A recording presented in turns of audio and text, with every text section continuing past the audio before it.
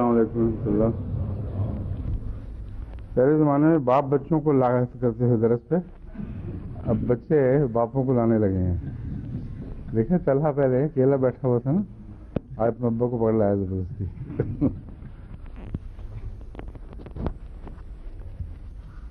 آپ کا بیٹا نہیں دیکھا کہاں ہے؟ اسکول تو بھی ٹھیک نہیں؟ اچھا، قادیاں سے واپسی کے بعد جو تبدیلی موسم سے بیماریاں ہوتی ہیں وہ ٹھیک ہو گیا۔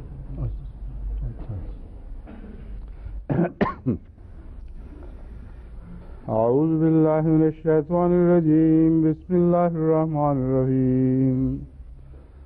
الرجال قوامون علی النساء بما فضل اللہ بعضهم علی بعض وبما انفقوا من اموالهم، فالصالحات قانتات حافظات للغیب بما حفظ اللہ، واللاتی تخافون نشوزهن فعظوهن واہجروهن فی المضاجع واضربوهن، فإن أطعنكم فلا تبغوا عليهن سبيلا، إن الله كان عليا كبيرا۔ وإن خفتم شقاق بينهما فابعثوا حكما من أهله وحكما من أهلها إن يريدا إصلاحا يوفق الله بينهما، إن الله كان عليما خبيرا۔ یہ پہلی آیت سورہ النساء کی 35ویں آیت جس کی میں نے تلاوت کی ہے، گزشتہ 3 درسوں سے موضوع بنی ہوئی ہے۔ اس کے اکثر پہلوؤں پر تو میں بات کر چکا ہوں۔ اب میں یہ ذکر کر رہا تھا کہ ویری نے جو یہ سوال اٹھایا ہے کہ یہ جو آیت ہے یہ عیسائی اور اسلامی معاشرے کا فرق ظاہر کرنے کے لیے بہت ہی اہم کردار ادا کرتی ہے، خوب کھول دیتی ہے کہ کون سا معاشرہ کیسا ہے اور کس معاشرے میں عورت کو کیا مقام اور مرتبہ حاصل ہے۔ اس کے جواب میں مجبوراً عیسائی معاشرے کی بعض مثالیں ان کے مذہب کے حوالے سے میں نے دی تھیں، اور یہ مضمون جاری تھا کہ وقت ختم ہوا۔ اب میں باقی مثالیں آپ کے سامنے رکھتا ہوں۔ بد کرداری کے الزام میں جو عورت کے ساتھ سلوک روا رکھا گیا اور مذہبی نقطۂ نگاہ سے اس کی مثال میں دے چکا ہوں، اور جس قسم کا بہیمانہ اور جاہلانہ وہ طریقہ کار تجویز کیا گیا ہے، اس طرح عورت الزام سے بری ہوگی کہ اگر وہ فلاں قسم کا گندا پانی پیے اور پھر وہاں کی چرچ کی مٹی اس کے منہ میں ٹھوسی جائے اور وہ کھلی جائے اور پیٹ نہ پھولے تو پھر وہ معصوم ہے، ورنہ نہیں۔ اور مرد کو کلیتاً ان چیزوں سے مبرہ قرار دیا گیا ہے۔ کسی جگہ بھی الزام لگانے والے مرد پر کوئی کسی قسم کی قطعاً نہیں، کوئی شرط نہیں ہے کہ اس طرح وہ اپنی بریت ثابت کرے گا یا اپنی سچائی ثابت کرے گا۔ اسلام نے دونوں جگہ بالکل برابر کا معاملہ رکھا ہے۔ مرد کو لعان کا حق ہے، عورت کو بھی لعان کا حق ہے۔ مرد کی لعنت ڈالنے پر یا الزام لگانے پر ہرگز عورت سزا نہیں پائے گی اگر وہ جواباً قسمیں کھا کر کہہ دے کہ یہ جھوٹ بول رہا ہے۔ اور دونوں جگہ 4 قسمیں ہیں، اس لیے یہ بھی خیال غلط کہ گواہیوں کی تعداد میں فرق کیا گیا ہے۔ 4 قسمیں مرد کھاتا ہے، 4 قسمیں عورت کھاتی ہے۔ دونوں قسمیں کھا کر ایک دوسرے کا انکار کر دیں تو دونوں کا معاملہ خدا کے سپرد۔ اس سے زیادہ معقول اور منصفانہ تعلیم سوچی بھی نہیں جا سکتی، آج بھی نہیں سوچی جا سکتی۔ تو اب میں ان کی تعلیم کے حوالے سے عورتوں کے ساتھ ان کا سلوک، اور پھر بعد میں اس معاشرے میں جو لمبے عرصے تک بلکہ تقریباً حال کے زمانے تک جاری رہا اور خالصتاً عیسائی تعلیم سے متاثر ہو کر ہوا، وہ مثالیں میں رکھنا چاہتا ہوں آپ کے سامنے۔ جادو کا الزام اور جادو کے الزام پر عورتوں پر بہیمانہ مظالم۔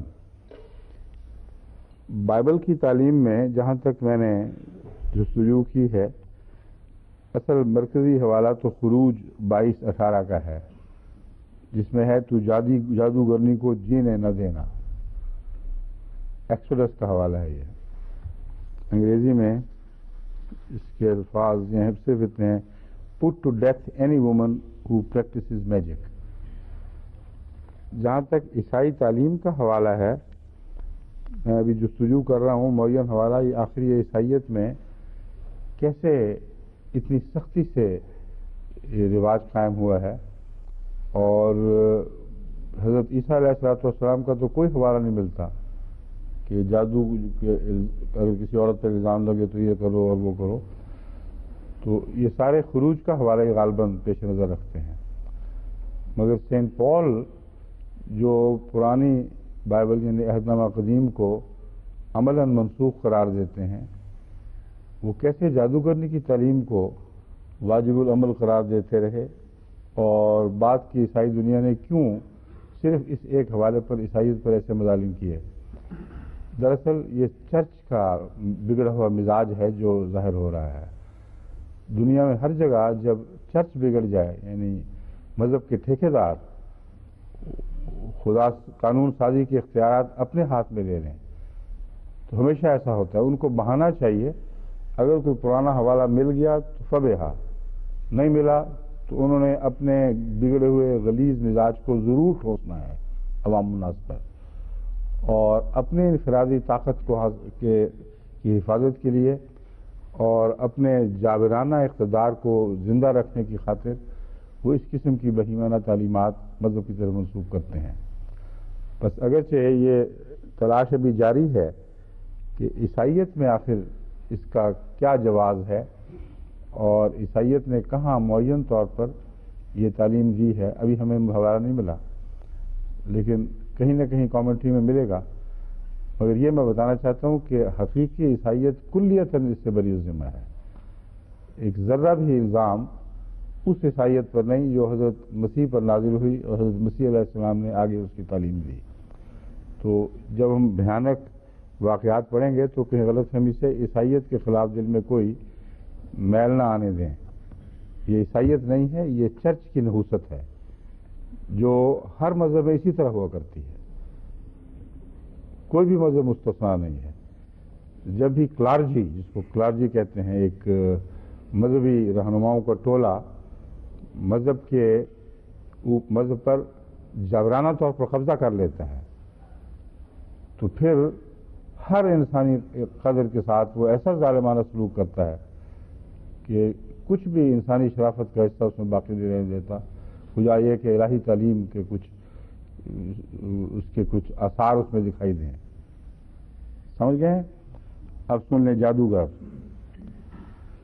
یہ اتنا سا حوالہ ایک جو خروج کا ملا ہے، اسی پر غالباً سب بنا کی جاتی ہے، اور کچھ ایسے ریفرنسز یعنی حوالے ہیں جو براہ راست جادوگرنی کے متعلق تو نہیں، مگر بعض شہروں کو ملعون کرتے وقت بائبل نے جادوگرنی کی مثالیں دی ہیں، جس سے اس خیال کو تقویت ملتی ہے کہ یہودیت میں بہرحال یہ عقیدہ رائج تھا اور مذہبی نقطہ نگاہ سے رائج تھا، مگر یہودیوں کے جادوگرنیوں پہ مظالم کا کہیں ذکر نہیں ملتا، عیسائیت کا بکثرت سے ملتا ہے۔ اس لیے یہ جو مہمہ ہے یہ میں آپ سے عرض کر رہا تھا کہ اس کو ہم حل کرنے کی کوشش کر رہے ہیں۔ نحوم میں باب 3 آیت 4 میں دراصل تو وہ نینوا کی بستی کو خدا کے غضب کے نیچے بیان کیا جا رہا ہے کہ نینوا کی بستی کیوں مغضوب ہوئی۔ اس میں مثال کے طور پر یہ لکھا ہے، یہ اس خوبصورت جادوگرنی فاحشہ کی بدکاری کی کثرت کا نتیجہ ہے، کیونکہ وہ قوموں کو اپنی بدکاری سے اور گھرانوں کو اپنی جادوگری سے بیچتی ہے۔ تو دراصل نینوا کی بستی کو ایک بدکار فاحشہ کی طرح پیش کیا گیا ہے، اور ایک بدکار فاحشہ کیا کرتی ہے؟ وہ یہ کہ وہ قوموں کو اپنی بدکاری سے اور گھرانوں کو اپنی جادوگری سے بیچتی ہے۔ تو یہاں وہ جادوگری کا ذکر ایک کنڈیمنیشن کے طور پر ضمناً ملا ہے، مگر جو ٹھوس فقی حوالہ ہے وہ یہی ہے، خروج باب 22 آیت 18، put to death any woman who practices magic۔ اس تعلیم پر جس سختی سے کرسچینٹی میں عمل ہوا ہے اور خود ویری کے دور تک یہ عمل ہو جاری رہا ہے، یہ وہ حصہ ہے جو آپ کے علم میں آنا چاہیے۔ Witches and Witchcraft by Jeremy Kingston ایک کتاب ہے جس میں بہت ہی محنت کے ساتھ کثرت سے ایسے واقعات اکٹھے کیے گئے ہیں جو مختلف عیسائی ممالک میں، انگلستان، جرمنی وغیرہ وغیرہ میں رونما ہوئے اور جن کی تاریخی شہادت موجود ہے، جس میں کوئی ہیر سے کباب کی بات نہیں ہے، واقعتاً مسلمہ طور پر ایسے واقعات رونما ہوئے۔ بس اللہ اس کو جزا دے اس مصنف کو کہ اس نے ایک بہت ہی ظالمانہ بھیانک باب سے بڑے انصاف سے پردہ اٹھایا ہے۔ وہ کہتا ہے the devilishness of the torture was limited only by Scotland's backward technology in the construction of mechanical devices۔ کہتا ہے ٹارچر کے اندر جو شیطانیت پائی جاتی ہے، اسکاٹ لینڈ کے ٹارچر کا ذکر کرتے ہوئے جو اسکاٹ لینڈ میں جاری رہا، کہتا ہے اس ٹارچر کے اندر کا محدود ہونا اور تھوڑا ہونا، جو آپ کو شاید محسوس ہو کہ اتنا ٹارچر نہیں جتنا کہ ان کو زیب دیتا تھا، کہتا ہے اس کی وجہ صرف یہ تھی کہ وہاں کی ٹیکنالوجی بیکورڈ تھی، اسکاٹ لینڈ کی ٹیکنالوجی بیکورڈ تھی، ورنہ جہاں ٹیکنالوجی ایڈوانس کر گئی ہے وہاں یہ ٹارچر بہت زیادہ ایڈوانس ہوا ہے۔ تو بیکورڈ ٹیکنالوجی کی ذرا مثالیں آپ سن لیجیے اب، جس کی وجہ سے آخر کو تھوڑا سا شرمندہ ہے کہ میں بڑی بھیانک کسی چیزیں پیش نہیں کر سکا، مگر مجبوری اس بیکورڈ ٹیکنالوجی کی ہے اور کوئی وجہ نہیں۔ اس معذرت کے بعد وہ کہتا ہے the devices they did possess however produced the necessary results، جو وہ کنفیشن چاہتے تھے وہ بہرحال ان کروڈ ڈیوائسز بھی حاصل ہو جایا کرتا تھا۔ In Edinburgh Castle in 1594, Alison Balfour, an accused witch, was kept for 48 hours in the Caspi Clause۔ کہتے ہیں ایڈنبرا کاسل میں 1594 میں 16ویں صدی کے آخر پر ایک عورت ایلیسن بالفر پر یہ الزام لگایا گیا تھا، جس پر یہ الزام تھا کہ اس نے جادوگری کی ہے۔ 48 گھنٹے تک کیسپی کلاز کے اندر وہ رکھی گئی۔ یہ ایک iron vice that crushed her arms, ایک آئرن وائس ہے جس میں آرمز کے اوپر لگاتے تھے تو وہ کرش کر کے ہڈیاں اور ہر چیز کو پلپ بنا کے وہ اس کو چورا چورا کر دیا کرتی تھی۔ 48 گھنٹے تک اس حالت میں وہ رکھی گئی۔ While undergoing this torture, she was forced to watch her 81-year-old husband being crushed under 700-pound iron bars. یہ کافی نہ سمجھ کر کہ شاید ابھی بھی یہ جادوگری کا انکار کر دے، اس کی آنکھوں کے سامنے اس کے 81 سالہ بوڑھے خاوند کو لٹایا گیا اور اس پر 700 پاؤنڈ کا لوہے کا وزن ڈال دیا گیا اس کے اوپر، اور جب اس کو بھی کافی نہیں سمجھا گیا تو پھر her son's feet crushed in the Spanish boots in which 57 blows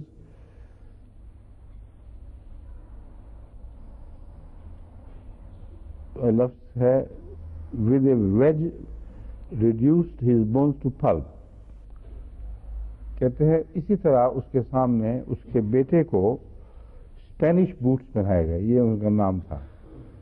Spanish bots ایک ایسے لوہے کا شکنجا ہے جس میں پاؤں پورا آ ہی نہیں سکتا، سوائے اس کے ٹھوک کر اس کو بیچ میں داخل کیا جائے، اور پھر اس کے اوپر کتنی ضربیں ہیں، 57 ضربیں ہتھوڑے کی اس طرح لگائی جاتی ہیں کہ اس کی ہڈیاں چورا چورا ہو جائیں اور وہ لوہے کا بوٹ اسی طرح اوپر پڑا رہے۔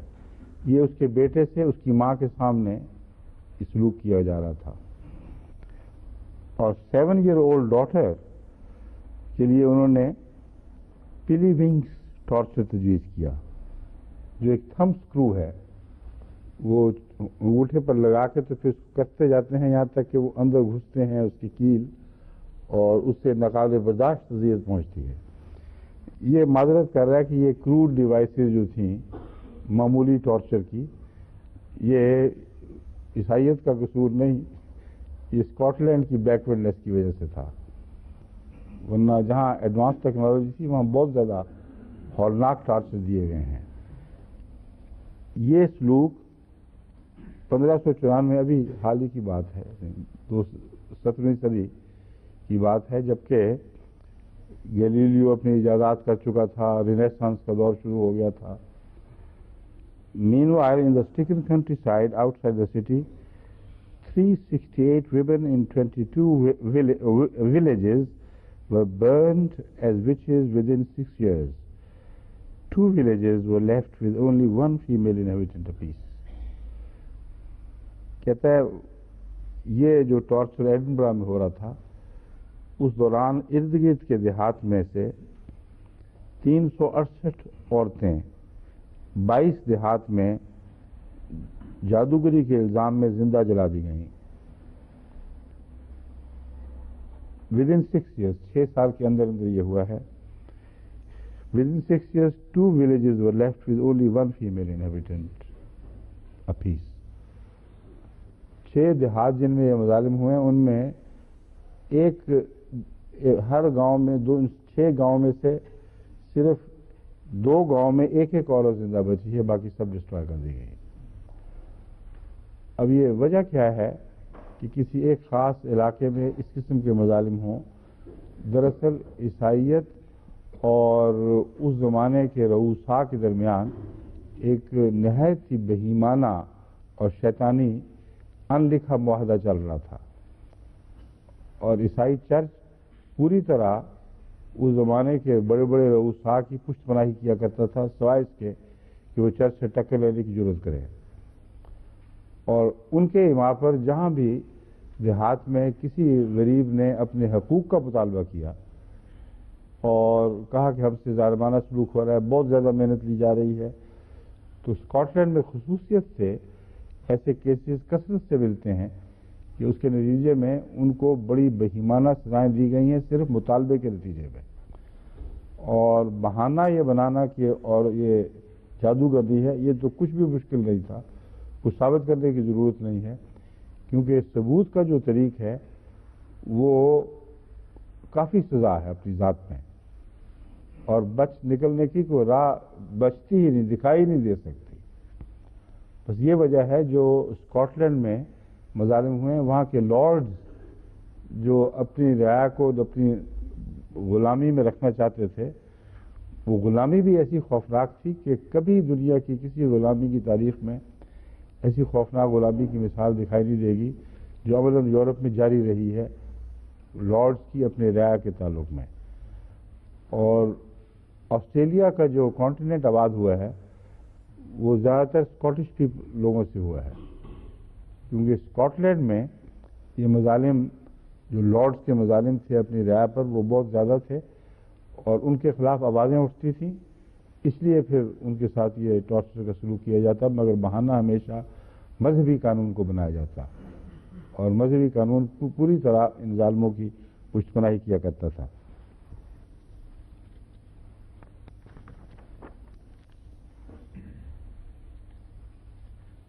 The law of the Holy Roman Empire، اب یاد رکھیں یہ دراصل رومن امپائر جو ہے یہ چرچ کے قبضے میں تھی، اور کیتھولسزم پوری طرح قابض تھا رومن امپائر پہ، اس لیے جو عیسائیت کو بہانہ بنایا گیا ہے یہ بادشاہوں اور بڑے آدمیوں کے ہاتھ میں عیسائیت کھیلتی رہی ہے۔ اسپین میں بھی یہی ہوا، اور ان کی ملی بھگت سے یہ کام ہوتے تھے۔ جیسا کہ میں نے کہا ہے، کبھی اگر غلطی سے کوئی بادشاہ عیسائیت سے ٹکر لینے کی کوشش کرتا تو پھر اس کو بھی بڑی سخت سزائیں دی جاتی ہیں، مگر اکثر یہ ایسا نہیں ہوتا تھا، دونوں مل کر چلا کرتے تھے۔ یہ کہتے ہیں the law of the Holy Empire to which the German states belonged made the torture of those who were accused of witchcraft mandatory. So an accusation of witchcraft always produced a confession and led to the death, usually by burning of the supposed witch. یہ وچز and which craft ہی سے حوالہ لیا گیا ہے. یہ کہتا ہے کہ ہولی مقدس رومن امپائر کا جرمنی پر بہت گہرا اثر تھا، اور اسی مقدس رومن امپائر کے اثر کے نتیجے میں جرمنی میں ایک یہ لازمی قانون بن گیا کہ اگر جادوگری کا الزام کسی پر لگے تو لازماً اس پر قانونی ایکشن لینا ہے. کسی کو اختیار نہیں ہے چاہے تو چھوڑ دے چاہے تو لے، یہ ایک لازم ہے کہ ضرور لیا جائے. اور وہ کیسے لیا جاتا تھا؟ وہ اس طرح لیا جاتا تھا کہ اگر کسی عورت پر الزام لگا ہے تو اس کو عدالت میں حاضر کیا جائے. اس کے بعد دو طریق تھے، یا تو وہ ٹارچر جس کی بہت سی قسمیں اس کتاب میں بیان ہوئی ہیں، اس ٹارچر میں سے گزار کر اس سے پوچھا جائے کہ واقعتاً تم نے جادوگری کی تھی کہ نہیں. اور وہ جو ٹارچر ہے وہ ایسا ہے کہ ناممکن ہے کہ کوئی انسان اس سے بچ سکے. اس لیے ہو سکتا ہے بسا اوقات عورتیں اس ٹارچر کے خوف سے پہلے ہی کنفیس کر لیتی ہوں گی، اور جو نہیں کرتی تھیں ان کو پھر یہ پرعذاب سزائیں دی جاتی تھیں. ایک طریق تو یہ تھا، اور گھبراتی کیوں تھی؟ اس لیے کہ سزا کا طریق یہ تھا کہ زندہ آگ میں جلایا جائے، اور زندہ آگ میں جلانے کا طریق یہ تھا کہ ان کو پھانسی کے تختے کی طرح ایک جگہ لٹکا دیا جاتا تھا اور نیچے آگ جلائی جاتی تھی جو آہستہ آہستہ بھونتی تھی ان کو. تو غالباً اس سزا کے تصور سے ڈرتے ہوئے یہ سمجھتی تھی کہ ہم ٹارچر برداشت کر لیں گی لیکن یوں برداشت نہیں ہوگی چیز. لیکن بالآخر دونوں باتوں میں ان کو مبتلا ہونا پڑتا تھا. اکثر تو ٹارچر میں مر ہی جاتی تھیں، لیکن جو بچتی تھیں ان کو پھر ضرور وہ آگ کی سزا دی جاتی تھی. لیکن ایک اور طریق تھا جس میں بچنے کا سوال ہی کوئی نہیں، اور وہ ان کی جینیس ہے کس طرح عدل کا قیام ہونا چاہیے عیسائیت میں. وہ کہتے تھے کہ جو بھی جادوگرنی ہے اس کے ہاتھ پاؤں باندھ کر اور اس کے ساتھ وزن لگا کر ان کو تالاب میں پھینک دو. اب ظاہر بات ہے کہ اگر وہ جادوگرنی ہوئی تو نہیں ڈوبے گی، بس اگر نہ ڈوبے تو اس کو جلا دو. اگر ڈوب جائے تو اس کی جزا اللہ پر. اس نے معصومیت میں جان دے دی، کم سے کم آگ کے عذاب سے بچ گئی، یہ تو شکر کرے.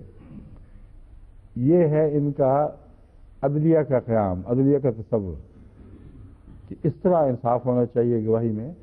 یہ اسلام پر باتیں کرتے ہیں، سوچیں ذرا، حیرت ہوتی ہے.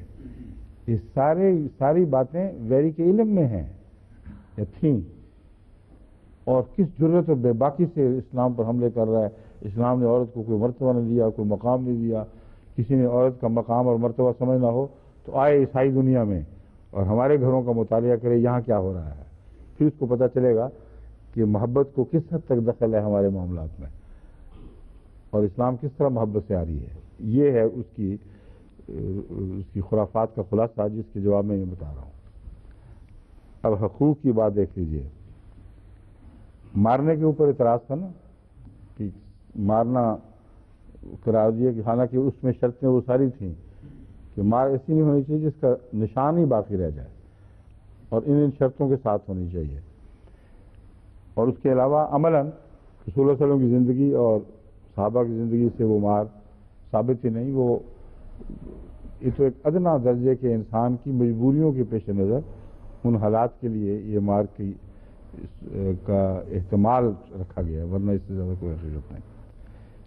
1915 کا قانونی فیصلہ انگلستان کا یہ تھا کہ مجسٹریٹ نے فیصلہ کیا کہ خاوند اپنی لڑنے والی بیوی کو مار سکتا ہے. وہی نشوز والی بات، یہ خود مجبور ہوئے ہیں قرآن کریم کی تعلیم کی صداقت کو اپنے اوپر جاری کرنے میں، لیکن ان اعلیٰ شرائط کے ساتھ نہیں جو قرآن میں تھیں، بلکہ بہت کروڈ طور پر ایک ایسے رنگ میں جس میں بہت سے مظالم کی گنجائش باقی رہی اور اس سے قانون کی کمزوری سے فائدہ اٹھایا جاتا رہا۔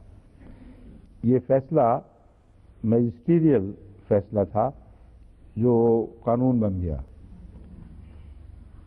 میجسٹریٹ نے یہ فیصلہ کیا خامد اپنے لڑنے والی بیوی کو مار سکتا ہے، مگر شرط یہ ہے کہ مرد کے انگوٹھے سے موٹی وہ نہ ہو سوٹی۔ اب مشکل یہ ہے کہ اگر تو مرد کمزور ہو تو انگوٹھا بھی پتلا ہوگا، مار بھی تھوڑی اور سوٹی بھی کمزور، اور جو خطرناک قسموں کے مضبوط پہلوان ٹائپ مرد ہیں ان کی اتنی موٹی موٹی بھی سوٹیاں مار سکتی ہیں اور اتنے زور سے وہ ماریں گے بھی۔ یہ عجیب و غریب قانون تھا کہ انگوٹھا ناپا جائے پہلے، جیسے انگوٹھی پہنانی ہو، اور اس کے بعد اتنی سوٹی ہاتھ میں تھما دی جائے۔ آج کل یہ بڑا وہ ہے کریز ہے یورپ کو کہ تھرڈ ورلڈ ممالک میں بڑے مظالم ہو رہے ہیں، بچوں پر فورس لیبر لی جا رہی ہے، اس لیے ان کی امپورٹس بند کر دو۔ یہ جو جوش کی لہر اٹھتی ہے یہ ہمیشہ کسی سیاسی ناراضگی کے نتیجے میں ہوتی ہے، بلا استثناء ہمیشہ یہ ہوتا ہے، ورنہ ان ساری باتوں کا ان کو سب کچھ علم ہے، سب کچھ جاپان میں کیا ہو رہا ہے، دوسرے ممالک میں کیا ہو رہا ہے، خود انگلستان میں کیا ہو رہا ہے، یہ سب جانتے ہیں لیکن آنکھیں بند رکھتے ہیں۔ لیکن کچھ عرصہ پہلے تک تو یہ جو عورتوں اور بچوں پر فیکٹریوں میں جو مظالم کیے جاتے تھے وہ انتہا کو پہنچے ہوئے تھے۔ اس میں ڈکنز نے اپنے ناولوں میں اس کا بڑا ذکر کیا ہوا، بڑے دردناک نقشے کھینچے ہوئے ہیں کس طرح عورتوں اور بچوں پر فیکٹریوں میں مظالم کیے جاتے تھے۔ عورتوں سے فیکٹریوں میں 18 گھنٹے تک کام لیا جاتا تھا اور مزدوری اس کے مقابلے پر بالکل معمولی۔ یہ جو واقعات ہیں یہ women in Europe since 1750 by Patricia کچھ اور فرانسس ہے شاید، یہ کتاب ہے جس سے یہ حوالے لیے گئے ہیں، اور یہ سارے واقعات 1750 کے بعد کے ہیں اور اس صدی کے اندر تک کے واقعات ہیں، یہ 1900 کچھ تک کے واقعات چلتے ہیں۔ اور مردوں کو یہ اجازت تھی کہ عورتوں سے جتنا چاہیں کام لیں، جتنا چاہیں بوجھ ڈالیں، اور اگر وہ ٹوٹ جائیں اور کچھ نہ کر سکیں تو پھر ان کو طلاق دینے کی اجازت تھی۔ یعنی عیسائیت جہاں طلاق منع ہے وہاں اس صورت میں جائز قرار دیتی ہے کہ مرد اتنا کام لے عورت سے کہ وہ ٹوٹ پھوٹ جائے اور کوئی کام نہ کر سکے تو پھر وہ اس کو طلاق دے دے اور کوئی اور عورت کر لے۔ جرمنی میں 1890 تک ایسی حالت تھی کہ عورتیں اپنے بچوں کے مرنے کی دعائیں کیا کرتی تھیں، یعنی ان پر بھی ظلم اور بچوں پر بھی ظلم اس حد تک تھا۔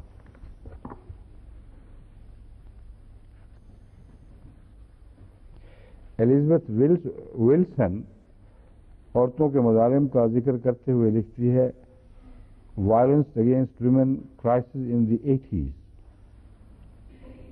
1983 میں یہ کتاب لکھی گئی ہے، پینگوئن سے شائع ہوئی ہے، ابھی تازہ کتاب ہے 1983 کی۔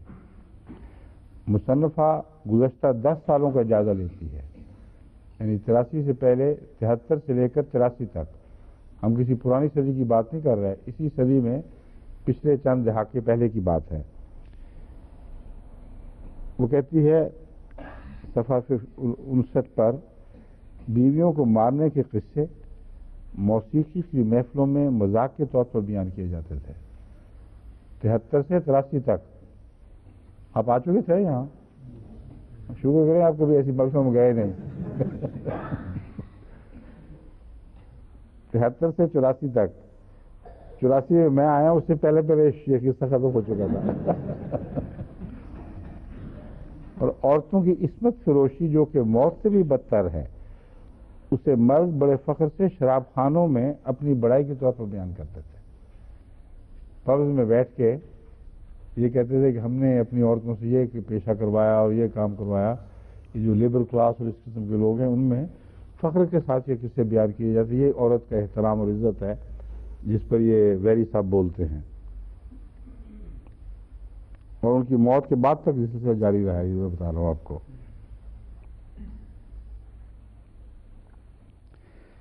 یہ اس کے بیک کور پر اسی کتاب پہ لکھا ہے کہ عورت کے خلاف تشدد صرف معاشرے کی کجی نہیں بلکہ یہ ظلم جو مارنے اور عصمت فروشی کی صورت میں ظاہر ہوتا ہے یہ ہمارے معاشرے اور سیاست کے گٹھ جوڑ سے ہوا ہے. یعنی سیاست بھی اس میں پوری طرح ذمہ دار ہے. جس طرح عیسائیت کے ساتھ سیاست کا گٹھ جوڑ تھا اس طرح اس دور میں بھی یہ گٹھ جوڑ جاری رہا ہے. حقوق کی بات کرتے ہیں. اسلام نے عورت کو حقوق نہیں دیے اور آدھا دیا ہے ورثے میں بجائے پورا دینے کے. اب ان کی تعلیم سن لیں. 16ویں اور 17ویں صدی تک یعنی 1670 80 90 تک یورپ میں عورت کی حیثیت یہ تھی کہ وہ مرد کی جائیداد تصور ہوتی تھی. جو اسلام سے پہلے جاہل عرب کا دستور تھا وہ پچھلی صدی تک یہاں جاری رہا ہے. جائیداد تصور ہوتی تھی. مویشیوں کی طرح اس سے سلوک ہوتا تھا اور محض ایک بچے پیدا کرنے والی مشین تھی. ہڈن فرام ہسٹری ایک کتاب ہے جس میں 300 years of women's oppression and fight against it by Sheila Rowbotham ہے غالباً دوست. شیلا راوبوتھم یہ وہ کتاب ہے جس سے میں نے حوالہ دیا ہے. یہ بھی پڑھنے والی ہے. آپ کے پاس ہے یہاں ہماری چاہیے کیونکہ یہ حوالے جو ہمارے تحقیق ریسرچ گروپ نے دیے ہیں یہ غالباً براہ راست ان کتابوں کے نہیں ہیں بلکہ انسائکلوپیڈیا وغیرہ جہاں جہاں بھی یہ مضمون زیر بحث آتے ہیں وہاں سے لے کر پھر اصل نام لکھ دیا. یہ صحافی دیانتداری کے بہت جو اعلیٰ تقاضے ہیں ان کے خلاف ہے. جائز تو ہے اس نے حوالہ دیا ہے مگر اصل قانون یہ ہونا چاہیے کہ اصل کتاب کو خود دیکھو اور پڑھو اور پھر ضروری نہیں کہ صرف اسی حوالے تک ہی محدود رہو جو بیان کیا گیا ہے بلکہ اس سے زیادہ خوفناک اور کئی اور مفید مطلب حوالے بھی مل سکتے ہیں. تو یہ ساری کتابیں جن کا میں ذکر کر رہا ہوں یہ منگوائیں اپنی لائبریری کے لیے اور اپنے ریسرچ گروپ کو کہیں پڑھ کر نئے حوالے سامنے نکالیں سامنے پیش کریں نکال کے. جرمنی اسکینڈینیویا اور امریکہ میں بھی 1891 تک عورت کو کسی جائیداد پر کوئی حق نہیں تھا. عورت خود خامند کی جائیداد تھی اور اپنی جائیداد بنا سکتی ہی نہیں تھی. قانون اس کی اجازت ہی نہیں دیتا تھا. انگلستان میں 1890 سے پہلے بیوہ عورتوں کو خامند کی جائیداد پر کوئی حق نہیں تھا. 1882 تک عورت اپنے نام کوئی جائیداد رکھ ہی نہیں سکتی تھی. جو بھی وہ کماتی تھی شوہر کے نام ہوتا تھا. 1967 تک یہ حال ہی کے دور تک عورت کو قانونی طور پر اپنے شوہر کے گھر رہنے کا حق حاصل نہیں تھا. یعنی قانونی طور پر عورت یہ نہیں کہہ سکتی تھی کہ میرا خامد مجھے گھر سے نکال رہا ہے اور مجھے گھر میں رکھا جائے. جب چاہے اس کو نکال دے اور کوئی قانونی حفاظت اس کو حاصل نہیں تھی اس گھر میں رہنے کے تعلق میں. 19ویں صدی میں فرانس اور انگلستان میں عورتیں مردوں سے طلاق نہیں دے سکتی تھیں. مرد جب چاہے دے سکتا تھا اگرچہ عیسائی قانون اجازت نہیں دیتا طلاق کی مگر عورت کو مرد تو فارغ کر سکتا ہے. جیسے کہ میں نے بیان کیا مار کوٹ کر جب اس کو کسی کام کا نہ چھوڑا جائے تو اس بہانے کہ اب کام نہیں کر سکتی اس کو طلاق دے سکتا تھا مگر عورت کو حق نہیں تھا.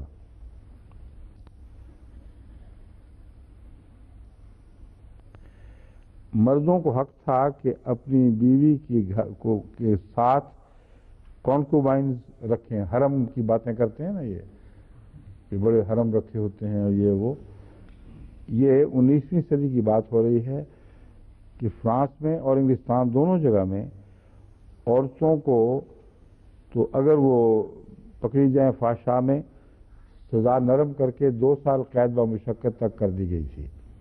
پہلے جو تھا جلا دیا جائے اور قتل کر دیا جائے، وہ سزائیں نرم کرتے کرتے تو عیسائیت پر بھی یہ جو سوسائٹی کا قبضہ اس حد تک ہو گیا تھا، جب چاہو اپنی مرضی سے جس کو چاہو بدل، جس قانون کو چاہو بدل دو.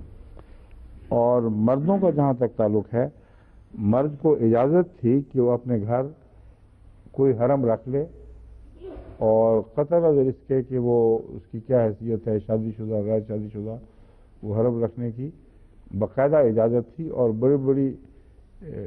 بڑی کثرت سے امراء یہ حرمیں رکھا کرتے تھے اپنے گھروں میں.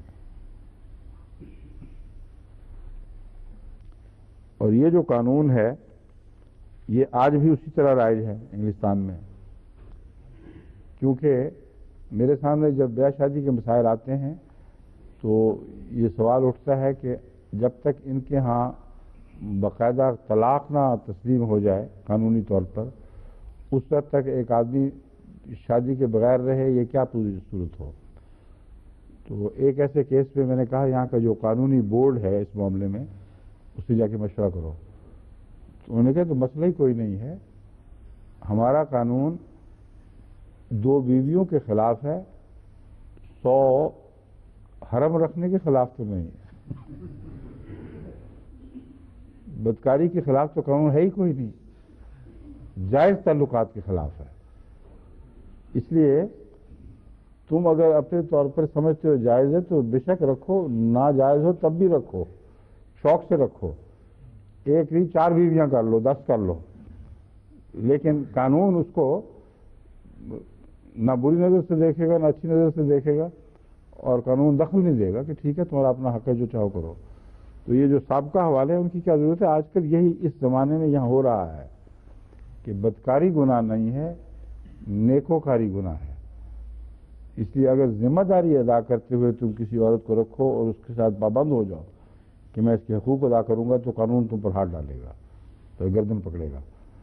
اگر کہو کہ کوئی پرواہ نہیں، کوئی حقوق نہیں ہے، صرف بے حیائی ہے، کہتے بسم اللہ، بسم اللہ تو نہیں پڑھتے وہ نعوذ باللہ.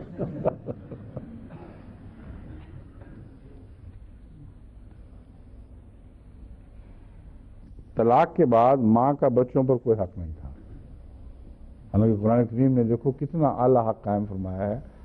یہاں تک کہ شروع میں 9 سال، 7 سے 9 سال تک اگرچہ باپ کا حق قرار دیا کہ بچوں پر ہے، مگر اس حد تک حق نافذ ہوگا کہ وہ ان کے خرچہ برداشت کرنے کا پابند ہے، لیکن رہیں گے ماں کے پاس. اور 9 سال کے بعد پھر عدالت پوچھے گی بچوں سے کہ اب بتاؤ ماں کے پاس رہنا ہے یا باپ کے پاس. تو اگر بچے کہیں ماں کے پاس رہنا ہے تو پھر بھی ماں کے پاس ہی رہیں گے. یہ معنی ہے بچے باپ کے ہیں، یعنی اس میں باپ کے ہونے کے نتیجے میں مالی آئلی ذمہ داریاں تو اس پر آ جاتی ہیں، لیکن ماں کا یہ حق کہ اپنے چھوٹے بچوں کو اپنے پاس رکھے، یہ بڑی شدت سے قائم کیا گیا ہے. تمام فقہاء اس پر متفق ہیں. صرف فرق یہ ہے بعض 7 سال یہ خیال کی عمر تجویز کرتے ہیں، بعض 9 سال، بعض 12 تک بھی چلے جاتے ہیں. مگر جو بچے ماں کے ساتھ اس طرح ماں کے پاس پلتے ہوں اور ماں کی محبت کے سائے تلے جوان ہو رہے ہوں، یہ بعید بات ہے کہ وہ ماں کے خلاف باپ کے حق میں فیصلہ کریں گے. لیکن کریں گے تو ضرور درست ہوگا، کیونکہ اس کے باوجود اگر وہ ماں کو دیکھیں کہ وہ بدچلن ہے، دوسرے مردوں کے ساتھ خفیہ تعلقات رکھتی ہے، اور اپنے پہلے خامد کے ساتھ اس نے جائز معاملہ نہیں کیا تھا، تو آج بھی میرے پاس ایسی شکایتیں آتی ہیں. ایک کل ہی کی بات ہے، ایک عورت آئی تھی جس کا باپ مرتد ہے، یعنی احمدیت کے نام پر غالباً اس نے شادی کی تھی، تو پھر کرتے ہی پھر وہ ہٹ گیا تھا پوری طرح. اور اس کی جو ماں ہے وہ بھی اسی وجہ سے مرتد ہو گئی، یا رفتہ رفتہ بہک کے کچھ بھی نہ رہی. وہ اپنے گھر کے حالات بیان کرتے ہوئے 1 منٹ کے لیے اس کی آنکھوں میں سوکھے, مسلسل روتی چلی جا رہی تھی کہ میں اور میری بیٹیاں, میری بہنیں جو دوسرے باپ سے ہیں, اس عورت میں یہ کہ ہماری زندگی تو عذاب بنی ہوئی ہے. وہ ایسی بدچلن عورت ہے, کوئی اس کا مذہب نہیں ہے, اور میرے پہلے باپ پر بھی میرے باپ پر بھی اس نے دراصل ظلم کیا تھا, اور یہ جو نیا کیا ہے اس پر بھی ظلم کر رہی ہے, اور ہم بیٹیاں آپس میں مل کے روتی ہیں, ہمارے پر کوئی پیش نہیں جاتی. تو یہ ہو رہا ہے آج بھی یہاں, اور یہ سب جائز ہے, یہ قانون کے خلاف نہیں ہے. عجیب معاشرہ ہے, تہذیب کے نام پر, ترقی یافتہ تہذیب کے نام پر ان بھیانک باتوں کی تو اجازت ہے, مگر اگر کوئی شریعت کے مطابق پاک زندگی بسر کرنے کا فیصلہ کرے تو یہ خلاف قانون ہے. بس بچوں پر, ایسے بچے اگر جب بڑے ہوں, اگر باپ نے ان کا حق لینے کی کوشش کی ہو تو بلا شبہ وہ باپ کے حق میں جائیں گے اور جائز ہوگا. مگر اکثر صورتوں میں جہاں ماں نیکوکار ہے اور حقوق ادا کرنے والی ہے, یہ ہو ہی نہیں سکتا کہ 9 سال تک ماں کے پاس پل کر آخر پہ کہیں کہ ہم نہیں جانا چاہتے. ہمارے قضائی فیصلوں میں اکثر صورتوں میں یہی ہوتا ہے, بچے کہہ دیتے ہیں کہ نہیں, ہم باپ سے ملیں گے, تعلق رکھیں گے, مگر اپنے ماں کا گھر نہیں چھوڑیں گے, سوائے اس کے کہ ماں دوسری شادی کر لے اور پھر مسائل پیدا ہوں, پھر آپس میں گفت و شنید کے لیے کوئی مناسب حل تلاش کیا جاتا ہے. گواہی کا حق کہتے ہیں جی, عورت کی 2 عورتوں کی گواہی 1 مرد کی گواہی کے برابر. اس مسئلے پر میں تفصیل سے پہلے روشنی ڈال چکا ہوں. یہ غلط فہمی ہے اس تعلیم سے. قرآن کریم نے گواہیوں میں کوئی فرق نہیں کیا, مگر عورتوں کو عدالتوں میں پیش ہونے سے روکنے کے لیے, یعنی اس رواج کو ڈسکریج کرنے, اس کی حوصلہ شکنی کرنے کے لیے بعض طریق اختیار کیے ہیں. مگر در حقیقت میرے نزدیک گواہی میں فرق نہیں ہے. اگر وہ فرق جو میں کہہ رہا ہوں وہ بھی صرف مالی معاملات میں ایک حد تک ہے, مگر اس تفصیل کو میں دوبارہ یہاں نہیں چھیڑتا. میں یہ بتاتا ہوں کہ 19ویں صدی میں انگریزی قانون کے مطابق شادی شدہ عورت کو گواہی دینے کا حق حاصل ہی نہیں تھا, نہ وہ اپنے خاوند کے خلاف کچھ بھی کہہ سکتی تھی. بس ہر شادی شدہ عورت کی گواہی اپنے خاوند کے خلاف قانون تھی, اور اس کی کوئی حیثیت نہیں تھی. جب عورتوں نے یہ ووٹ مانگا, اس کا حق مانگا اور مہم چلائی, تو انہیں سخت سزائیں دی گئیں. ان کو ووٹ دینے کا بھی حق نہیں تھا. جب ووٹ دینے کی تحریک چلی تب بھی ان پر مظالم کیے گئے, اور اس تحریک کو کچلنے کی کوشش کی. بالآخر بہرحال ووٹ کا حق تو عورت کو مل چکا ہے.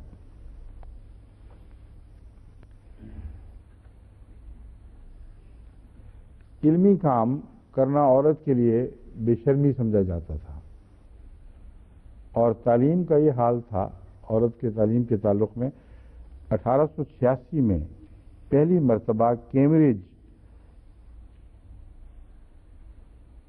نے عورتوں کو کیمبرج میں امتحان دینے کی اجازت دی ہے.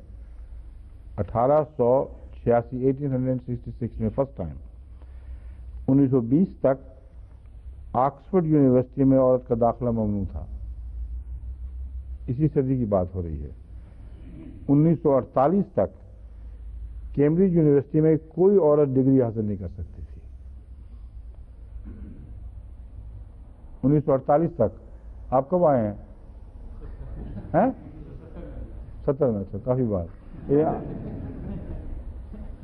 1944 تک عورت وہ شادی کے بعد اگر وہ شادی کر لے تو ٹیچنگ پروفیشن سے خارج کر دیا جاتا تھا.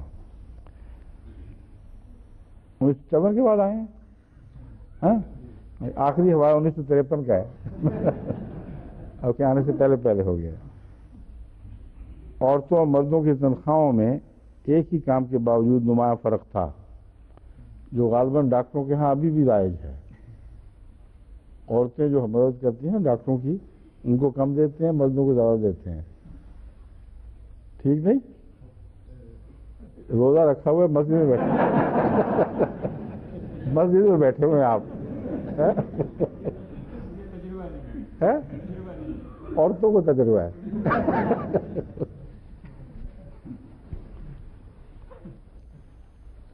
اب جرائم کا جو حال ہے، اس معاشرے کے نتیجے میں جرائم پھیلیں گے. اس کا حال یہ ہے کہ یورپ کے حالت کا جو نقشہ ان کی مستند کتابوں سے ملتا ہے، اس کے ایک دو حوالے میں آپ کے سامنے رکھتا ہوں. تمام عمروں کے لوگوں میں جنسی حملے 1977 میں صرف 7,000 تھے. سوری، یہ غلط لکھا ہوا ہے، 7.00 کچھ پتہ نہیں، سمجھ نہیں آئی. یہ ملینز میں بعض دفعہ باتیں ہوتی ہیں، لاکھوں میں ہوتی ہیں، تو یہ طریقے بیان ہے اس کا کہ 7 اتنے ملین، اس لیے یہ حوالے نظر انداز کر دیں.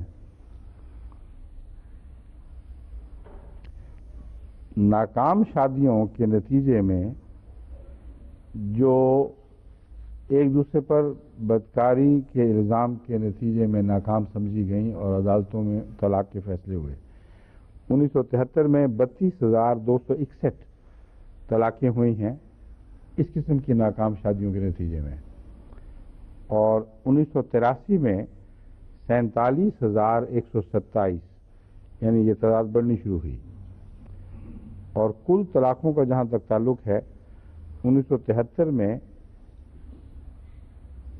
1,06,003 طلاقیں ریکارڈ ہوئی ہیں، اور 1983 میں 1,47,489 طلاقیں.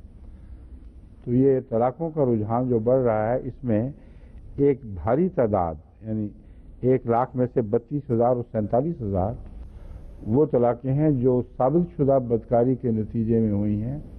بدکاری فی ذات ہی گناہ نہیں، مگر عورت اور مرد کی علیحدگی کے تعلق میں اگر ثابت ہو تو اس میں ایک قانونی طور پر تسلیم شدہ وجہ سمجھی جاتی ہے. 1970 میں عورتوں نے ڈومیسٹک وائلنس کے خلاف کوششیں شروع کیں، اور پہلی بار 1976 میں یہ وائلنس ایکٹ بنا ہے. اس سے پہلے 1970 تک گھر میں عورتوں سے مار کٹائی کرنا خلاف قانون نہیں تھا. WAFE کی ریسرچ ٹیم نے 1981 میں جو رپورٹ پیش کی، اس میں یہ بیان کیا کہ اس ایکٹ کا کوئی خاص اثر ظاہر نہیں ہوا، کیونکہ جب تک جج کو اس بات کی تسلی نہ ہو جائے کہ تشدد واقعی حد سے زیادہ تھا، وہ مرد کو گھر سے باہر نہیں نکال سکتا. اور گھر سے نکال دیا جائے تو مصیبت یہ ہے کہ ہوم لیس مردوں کی وجہ سے کونسلز پر بار پڑتا تھا یا پڑتا ہے. اس لیے بھی جج اس کی حوصلہ شکنی کرتے ہیں. لیکن یہ ایکٹ موجود ہے، ایکٹ بن گیا ہے کہ اگر مرد ظالمانہ طور پر عورت کو بدنی تکلیفیں دیتا ہے تو اس کو قانون گھر سے باہر نکال سکتا ہے، لیکن اس پر بہت کم عمل درآمد ہے.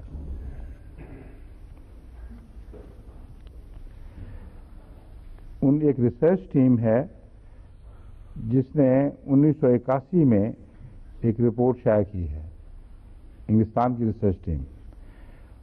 وہ کہتے ہیں انہوں نے 656 عورتوں کا انٹرویو لیا، پوچھنے کے لیے کہ تمہارے گھر میں کیا رواج ہے، کس طرح تم سے حسن سلوک ہو رہا ہے اس جدید زمانے میں، اس اعلیٰ تہذیب میں، عیسائیت کی تعلیم کے پیش نظر. یعنی یہ لفظ انہوں نے تو نہیں لکھے، مگر میں بتا رہا ہوں کہ یہ ماحول ہے جس میں یہ تحقیق ہو رہی ہے. 64% نے ان میں سے کہا کہ ان کے خاوند ان کو مارتے ہیں اور پولیس ان کی کوئی مدد نہیں کرتی، اور کہتی ہے کہ گھریلو جھگڑوں میں دخل اندازی کرنے کا ان کو کوئی حق نہیں. تو 64% شادیوں میں یہاں مار کٹائی ہو رہی ہے. اور اس مار کے حق پر جس کی شرطیں میں بیان کر چکا ہوں اس پر ان کو اعتراض ہے. تو ہر چیز جس میں انسانی حقوق ہیں، جہاں انصاف کے تقاضے پورے ہوئے اس پر ان کو اعتراض ہے. جو قانون کے تقاضے، شرافت کے تقاضے بالائے طاق رکھ کر کارروائیاں ہو رہی ہیں، وہ کہتے ہیں کوئی حرج نہیں، یہ آزادی ضمیر ہے.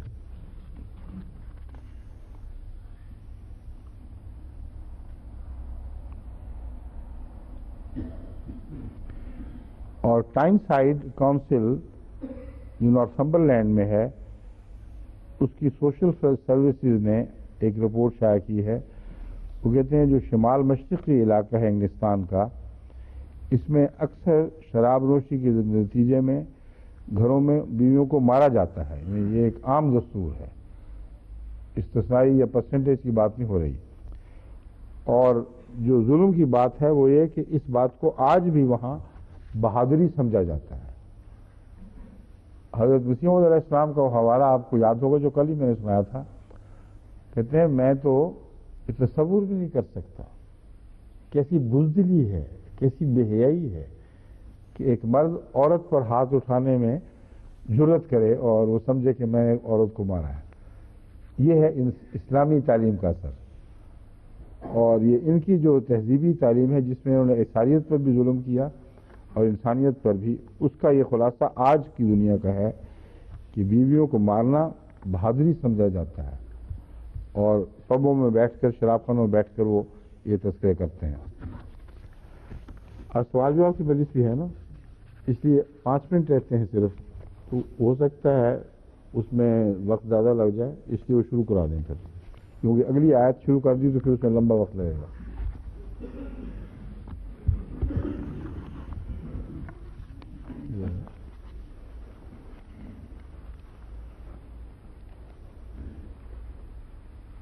شکیل صاحب، ہاں وہ یہ دو تو ہمارے پروفیشنل ہو گئے ہیں نا.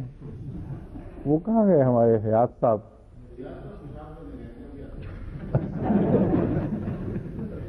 یہ ضرور بتانا تھا آپ نے کہ کیا کرنے گئے ہیں، اور آپ ہی کو بتا کے گئے ہیں صرف. جی السلام علیکم. وعلیکم. آپ کا سوال ہے؟ جی جی. اچھا، یہ فائدہ اٹھا گئے ہماری باتوں سے، چپ کر کے آگے آ گئے ہیں. چلیں سنائیے، بسم اللہ. حضور درس قرآن کے درمیان حضرت اقدس نے صفیہ کا قول حسنات الابرار سیئات المقربین کا ذکر فرمایا تھا. جی ٹھیک ہے، اور آگے آ جائیں مائکرو فون کے قریب.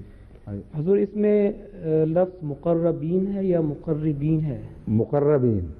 اچھا. کیونکہ مقرب تو ہو ہی نہیں سکتا. مقرب سے مراد ہے اللہ تعالیٰ کا، اللہ تعالیٰ جسے قریب لے آئے تو اس میں مفعول ہوگا، یعنی کیا کہتے ہیں اس کو، مجہول. مقرب مجہول ہی ہے نا؟ نہیں، مقرب کی جو ساخت ہے وہ مجہول ساخت ہے نا.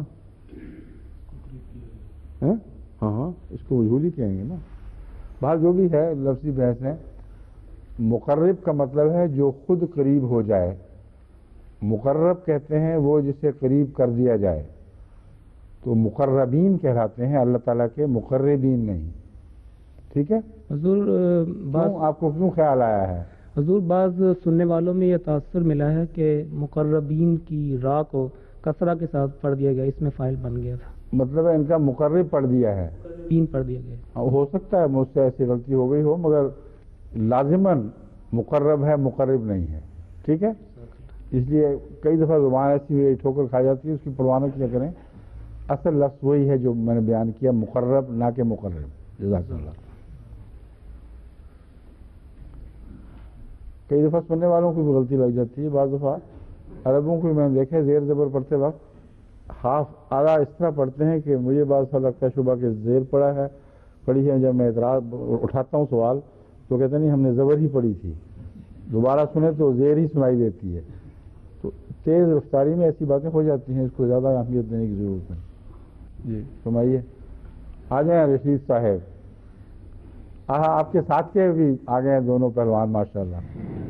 بشیر یاد صاحب تشریف لے آئے. آپ گزشتہ اتوار کہاں تھے آپ؟ اچھا، کیا وجہ ہوئی؟ طبیعت خراب تھی جی؟ تو فون پہ سوال کر دینا تھا. بیٹھے دیکھیے. چلیں جی. السلام علیکم. وعلیکم السلام ورحمۃ اللہ. اگر اجازت ہو تو 2 سوال پوچھ سکوں پلیز؟ چھوٹے ہیں. آپ نے کبھی بھی 2 سے کم نہیں پوچھے. اجازت کی کیا بحث ہے؟ ایک سوال آپ دائیں ہاتھ پہ، دائیں کان پہ ہاتھ پھیر کے کرتے ہیں، دوسرا بائیں ہاتھ پہ. حضور سورۃ نساء آیت نمبر 32 ابھی میں، دونوں ہاتھ استعمال کر لیے، دیکھیں صاحب یہاں سے کسی میں دیکھتے ہیں. سورۃ نساء النساء آیت نمبر 32 جی. گناہ کبیر کے بارے میں سوال ہے. گناہ کبائر کے بارے میں اچھا ٹھیک. سوال ہے. گناہ کبیرہ یا کبائر خالی کہیں؟ کبائر. ہاں جی، کبائر کے بارے میں سوال ہے کہ اللہ تعالیٰ کی شرک کے بعد کیا نبی کا انکار بھی گناہ کبائر میں شامل ہو سکتا ہے یا نہیں؟ اس بارے میں ہو حدیث میں سکتا ہے کیا ہے. اچھا بڑا نبی کا انکار تو کبائر میں ہے، کیونکہ کبائر کی شرط یہ بیان کی گئی ہے کہ جس کے نتیجے میں سخت سزا کی وعید ہو، اور اللہ تعالیٰ تاکیداً کھول کھول کر بیان کرے کہ اگر تم یہ کام کرو گے تو پھر جہنم ہے، دائمی جہنم ہے، یہ سزا ہے، وہ سزا ہے. تو انبیاء کا انکار تو بہت ہی بڑا اہم گناہ، اہم کیا یعنی گناہوں میں سے شرک کے بعد دوسرے درجے کا گناہ سمجھا جاتا ہے. یہ سمجھا جانا چاہیے. لا الہ الا اللہ محمد رسول اللہ، یہ جو تعلق ہے یہ بتا رہا ہے اول توحید پھر رسالت. ہاں جی، وہ اس لیے پوچھ رہا ہوں کہ حضور نے پچھلے ہفتے 2 حدیثیں پڑھی تھیں، تو ایک میں 3 بڑے گناہ کا ذکر فرمایا تھا اور ایک میں 7، ان میں ان کا ذکر نہیں تھا. اس لیے کہ جو حضرت صلی اللہ علیہ وآلہ وسلم نے شرک کی تعریف کی اور توحید پر قائم رہنے کی تلقین فرمائی، اس میں لا الہ الا اللہ کے مضمون میں رسالت کا اقرار شامل سمجھا ہے. اور یہ حضرت ابو ہریرہ والی وہ روایت ہے جس کی طرف میں اشارہ کر رہا ہوں، جس میں آپ نے فرمایا من قال لا الہ الا اللہ دخل الجنہ، جس نے لا الہ الا اللہ کہہ دیا وہ جنت میں داخل ہو گیا. حضرت عمر ان کو پکڑ کے واپس لائے اور کہا کہ یہ کیسے ہو سکتا ہے، رسول اللہ نے فرمایا ہو. تو جب حضور نے فرمایا کہ میں نے کہا تھا، تو حضرت عمر نے یہ عرض کیا کہ اس سے عامت الناس کو غلط فہمی ہو سکتی ہے، یعنی رسالت کا اقرار ضروری نہیں اور دیگر نیکیاں ضرورت نہیں، مگر اگر الہ کا اس بات صرف خدا کی ذات میں کیا جائے کہ اس کے سوا کوئی معبود نہیں، تو ہر بات اس کے حوالے سے ماننی ہے، اس کے حوالے کے بغیر نہیں ماننی. اور دنیا میں اس کا حوالہ نبی ہے، اس لیے نبی کے بغیر الہ کا اس بات ممکن ہی نہیں ہے. جو سنتا ہے اور گواہ بنتا ہے، جو الہ کی طرف سے پیغامبر بنتا ہے، یہ الہ کی ذات کے اندر داخل مضمون ہے. اس وسیع معنوں میں حضرت صلی اللہ علیہ وسلم نے فرمایا من قال لا الہ الا اللہ دخل الجنہ. تو شرک کے اندر یہ مضمون آپ داخل سمجھیں، الوہیت کا انکار اور نبوت کا انکار.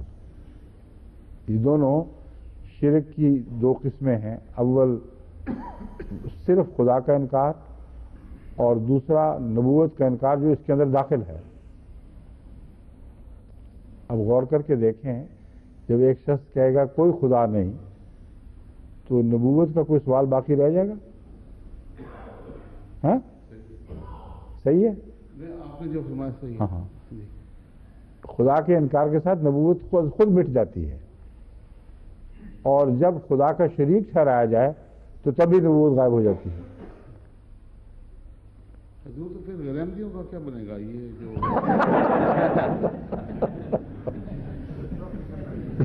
ساری بیچاروں کو یہ فکر ہے غیر احمدیوں کیا بنے گا.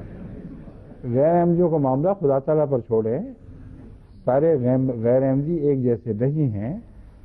ایک بڑی تعداد ان میں ایسے شرفاء کی ہے جو لا علمی میں انکار کرتے ہیں، اور لا علمی میں انکار کرنے والے جو خدا کے نزدیک اس انکار کے پوری طرح ذمہ دار نہ ہوں، وہ اگر عیسائی بھی ہوں، یہودی بھی ہوں، تو ان کے لیے بھی بخشش کا وعدہ ہے. شرط یہ ہے کہ جن عقائد پر وہ قائم ہیں ان پر اخلاص سے عمل کرنے والے ہوں، اور شرط یہ ہے کہ وہ اپنے آپ کو خدا کے حضور اپنے تمام خیالات اور اعمال میں جواب دہ سمجھیں اور ایمان رکھتے ہوں کہ مرنے کے بعد ہمیں پیش ہونا ہے اور ہم سے جزا سزا کا معاملہ کیا جائے گا۔ ایسی صورت میں اگر عیسائی اور یہودی بھی معاف ہو سکتے ہیں تو مسلمان کیوں نہیں ہوں گے؟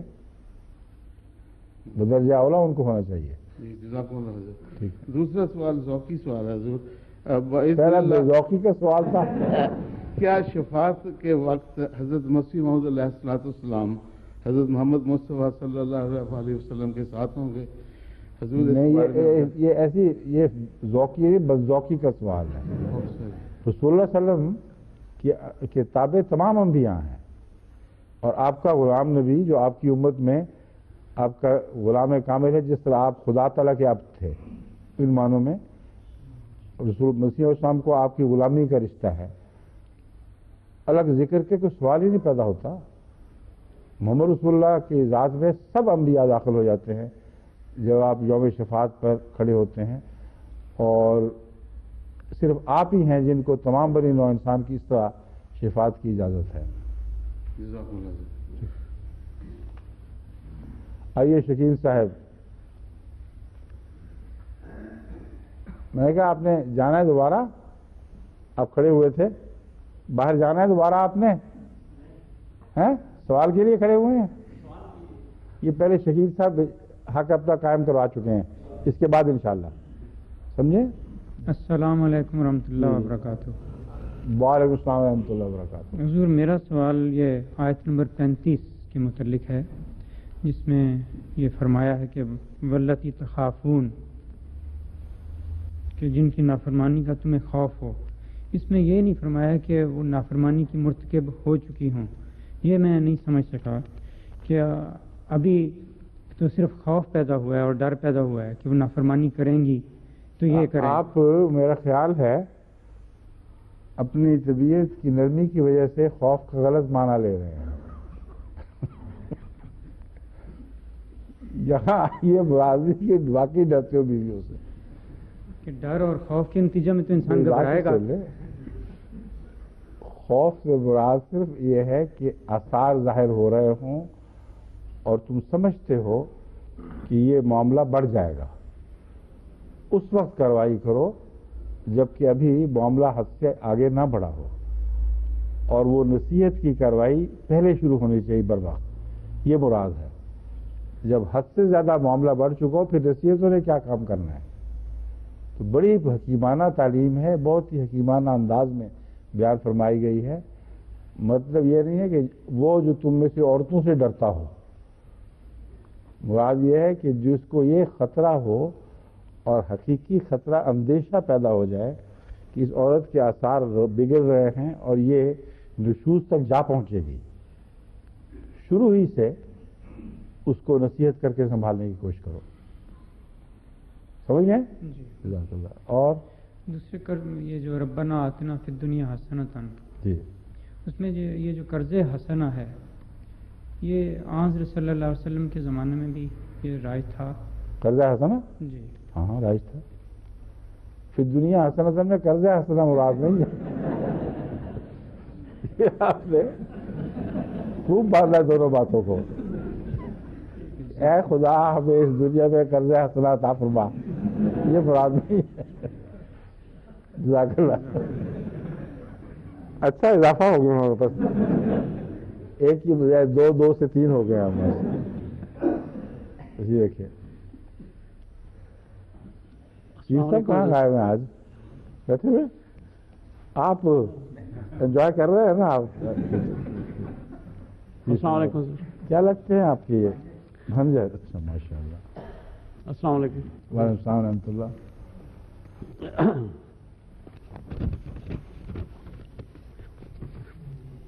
ایسٹ افریقہ میں چیف اور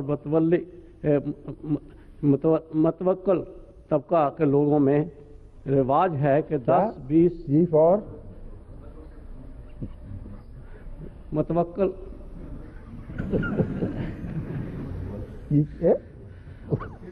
کس نے آپ کو اردو لکھ کے دیے؟ اچھا بڑا انگریزی پڑھ لیا کرتے تھے آپ۔ متمول، مالدار، یہ مراد ہے؟ متمول لکھا ہوا ہے یا متوسط؟ جو آدمی زیادہ پیسہ رکھتے ہوں ہاں متمول، طبقہ کے لوگوں میں رواج ہے جی جی کہ 10 20 اور اس سے زیادہ شادیاں کرتے ہیں، اچھا اور لڑکی کے والدین کو چند مویشی دے کر لڑکی بیاہ کر لاتے ہیں، جو کہ ان کی کھیتی باڑی میں مدد دیتی ہے۔ ٹھیک، حضور یہ بتلاویں کہ اگر وہ شخص مسلمان ہو جائے اور ان بیویوں سے کیا معاملہ کرے، کیونکہ اسلام میں صرف 4 شادیاں ہی رکھ سکتا ہے۔ آپ کی کیا تجویز ہے؟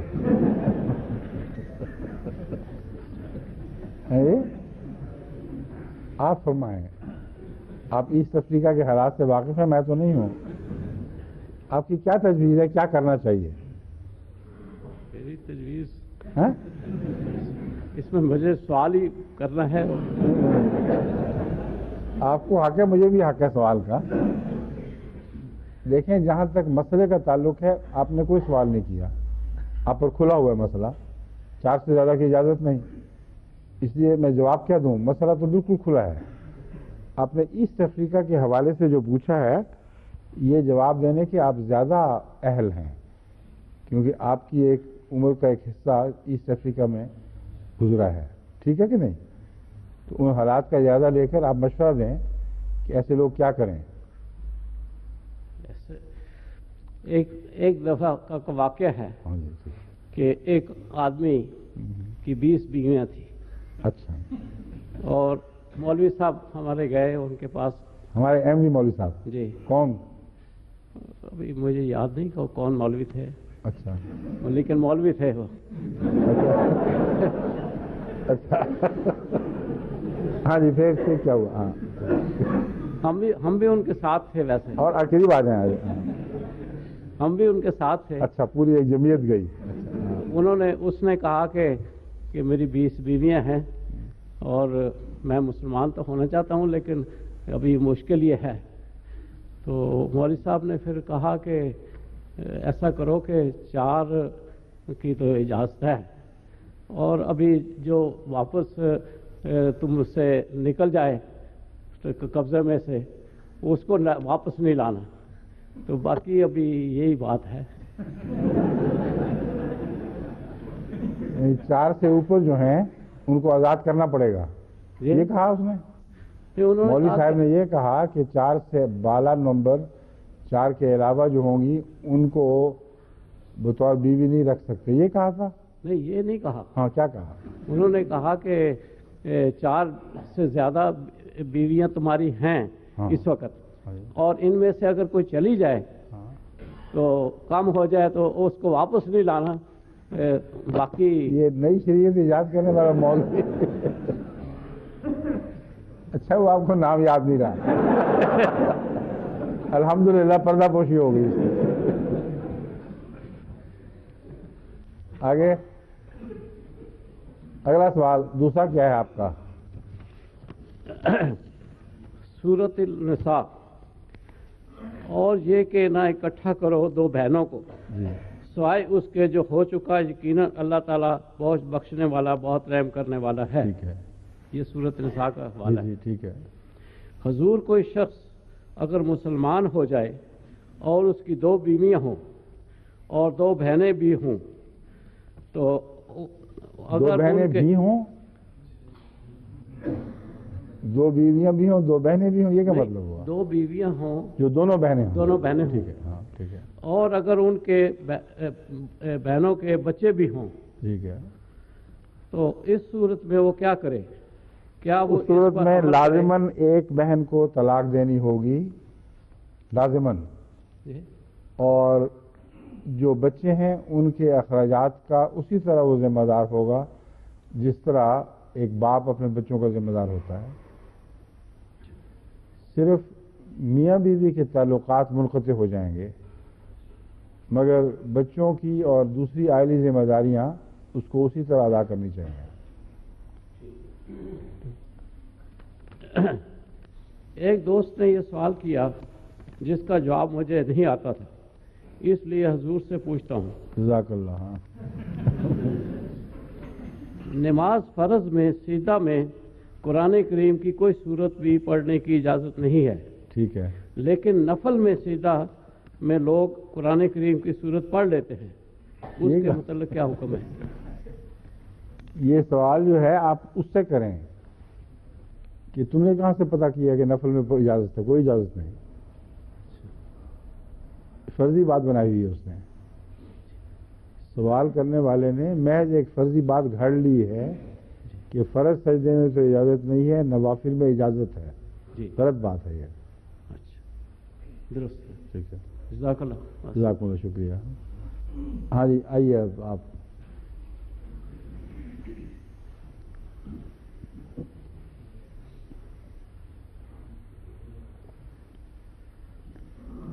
فرمائیے. السلام علیکم حضور. السلام.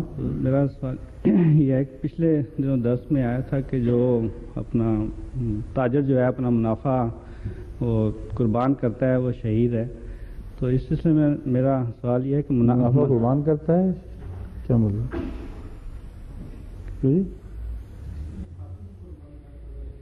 کیا ہوا؟ کیا تھا؟ جو تاجر امانت دار ہے وہ شہید کراتا ہے. امانت دار وہ بات تو میں نے بیان کی تھی، مگر حق کو قربان کرنے والی کوئی بات نہیں ہے. مراد یہ ہے کہ وہ تاجر جو تقویٰ کے تقاضے پورے کرتا ہے، سچائی کو نہیں چھوڑتا اور تمام سودے دیانتداری سے کرتا ہے، اس دوران جو ظاہری نقصان اس کو پہنچتا ہے وہ اس کے لیے ایک شہادت کا رنگ رکھتا ہے، یعنی کار ثواب ہے. ایسے معاشرے میں جہاں بددیانتی کے ذریعے لوگ کثرت سے روپیہ کما رہے ہیں، وہاں ایک دیانتدار تاجر دیانت کے تقاضوں کو کبھی بھی نظر انداز نہ کرے اور قطع نظر اس سے کہ اس کو فائدہ ہے نقصان ہے، اس سچائی پر قائم رہے. اس کی اس نیکی کے نتیجے میں اگر اس کو کوئی نقصان پہنچتا ہے تو اللہ تعالیٰ کے نزدیک وہ اس کے لیے ایک باعث ثواب ہوگا. یہ مطلب ہے اس کا.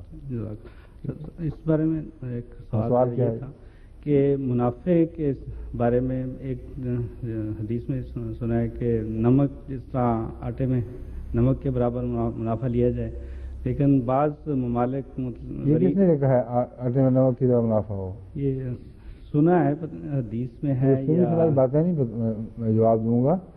حوالہ دیں کوئی حدیث یا قرآن کا تو پھر بات کروں گا. ہزار باتیں لوگوں نے سنی سنائی ہوتی ہیں لوگوں میں، جب تک حضرت صلی اللہ علیہ وسلم کوئی ارشاد واضح سامنے نہ ہو اس وقت تک میں کیسے جواب دے سکتا ہوں.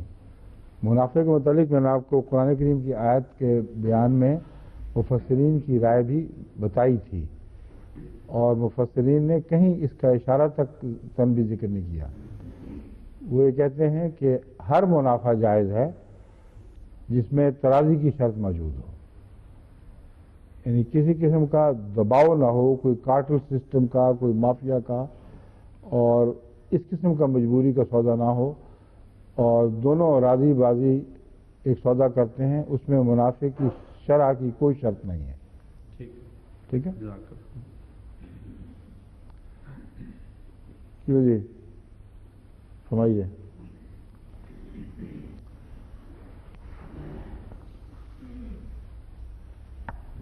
السلام علیکم حضور. ایک ہے دو ہیں؟ ایک صفحے دو ہیں. نہیں دورہ کیا دورہ کیا. اچھا.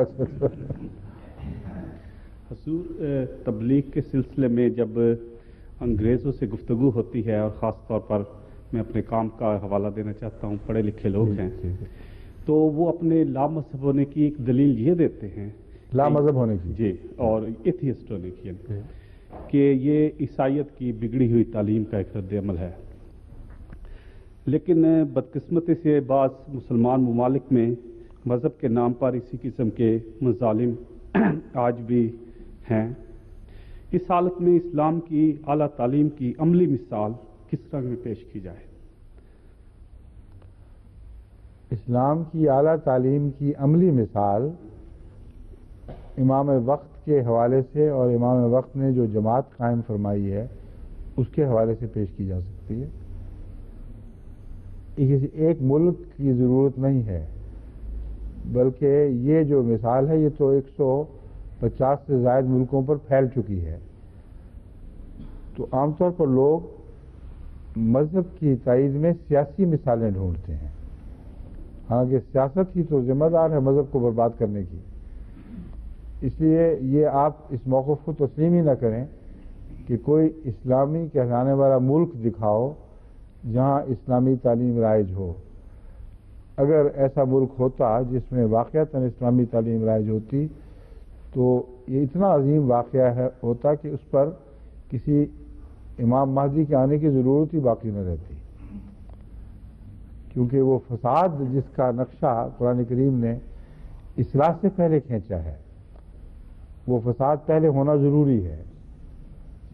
اور آن حضرت صلی اللہ علیہ وسلم کی بعثت اور قرآن کریم کے نزول کی وجہ جو خود قرآن کریم نے بیان فرمائی ہے وہ یہی ہے، ظہر الفساد فی البر والبحر، کہ فساد اتنا عام ہو گیا کہ خشکی پر بھی چھا گیا اور تری پر بھی چھا گیا، صحراؤں پر بھی آ گیا اور سمندری علاقوں پر بھی، مطلب ہے دینی اقدار پر بھی فساد غالب آ گیا اور دنیاوی اقدار پر بھی فساد غالب آ گیا۔ اس نقشے کے بعد پھر خدا تعالیٰ اپنی طرف سے امام بھیجا کرتا ہے۔ بس جب آپ کا یہ دعویٰ یہی ہے تو آپ کیسے کوئی مثال دکھا سکیں گے؟ اس لیے اس سب کو سمجھائیں، کوئی مثال پوچھنی ہے تو دوسروں سے پوچھے۔ ہم تو اس بات کے قائل ہیں کہ لازماً امت مسلمہ میں مسلمانوں کی حالت بگڑی، تب خدا نے اصلاح کا معاملہ اپنے ہاتھ میں لیا اور آسمانی مصلح بھیجا۔ بس ہم جماعت کے حوالے سے پھیلتی ہوئی اصلاح کو سب دنیا میں پیش کر سکتے ہیں اور یہ فرق دکھا سکتے ہیں کہ جو بھی احمدیت کے دائرے میں آتا ہے وہ اللہ تعالیٰ کے فضل سے باقی معاشرے کے مقابل پر بہتر نمونے پیش کر رہا ہے، لیکن ابھی تک 100% بہترین نمونہ پیش کرنے کی ہم کوئی اہلیت نہیں رکھتے، نہ کبھی یہ عملاً ممکن ہوا ہے۔ مذہب کی تاریخ میں اس کے آغاز کے وقت بھی، جبکہ وہ اخلاقی قدروں میں سب سے زیادہ شاندار مثالیں پیش کر سکتا ہے اور کرتا ہے، یہ واقعہ ایک بھی دفعہ نہیں ہوا کہ سارے ایک ہی معیار پر پورے اترے ہوں، ان میں کوئی بد نہ ہو، کوئی جھوٹے نہ ہوں، کوئی منافق نہ ہوں۔ چنانچہ قرآن کریم نے رسول اللہ صلی اللہ علیہ وسلم کے زمانے کے معاشرے کو پیش کرتے ہوئے دیکھو کتنی صفائی اور انصاف سے اس کا نقشہ کھینچا ہے۔ ان میں جھوٹ بولنے والے بھی تھے، جھوٹے دعوے دار بھی تھے اور بدعمل لوگ بھی تھے، بے احتیاطیاں کرنے والے ہر قسم کے موجود تھے۔ تو ان کے متعلق بار بار قرآن حوالہ دیتا ہے کہ اس کو یہ ناپسندیدہ باتیں جو نہ کرو تم۔ تو اس لیے یہ دعویٰ بھی نہ کریں کہ چونکہ حضرت امام مہدی ظاہر ہو چکے ہیں اس لیے ساری دنیا میں جماعت ایک مثالی جماعت کے طور پر پیش کی جا سکتی ہے۔ بعض جگہ نسبتاً بہتر حالت ہے، بعض جگہ نسبتاً کم بہتر حالت ہے۔ ایک دعویٰ بہرحال پیش کیا جا سکتا ہے کہ جس خمیر سے، جس مٹی سے احمدیت بنائی جا رہی ہے، ہر ملک میں وہ الگ الگ مٹی اور الگ الگ خمیر ہے، مگر اس ملک میں احمدیت اور غیر احمدیت کا فرق، احمدی مسلمان اور دیگر مذاہب کا فرق اتنا نمایاں ہے کہ وہ سارے دیکھنے والے گواہ بن گئے ہیں، کہتے ہیں یہ بات درست ہے کہ جو احمدی ہو جاتا ہے اس میں شرافت، نجابت اور اعلیٰ اخلاقی قدریں، دیانت، سچائی وغیرہ دوسرے تمام معاشرے کی نسبت زیادہ پائی جاتی ہے۔ اس سے زیادہ ہم کچھ کہہ نہیں سکتے، اور یہ جو جدوجہد ہے یہ جاری ہے، اور تربیت کے پروگرام جیسا کہ میں بار بار بیان کر رہا ہوں، جماعت کو توجہ دلا رہا ہوں، یہ ایک جاری سلسلہ ہے جو تبلیغ کے ساتھ ہی فوراً شروع ہو جاتا ہے اور آگے بڑھتے رہنا چاہیے، ورنہ پھر اس عددی فتح کا کوئی بھی فائدہ نہیں۔ سمجھ گئے؟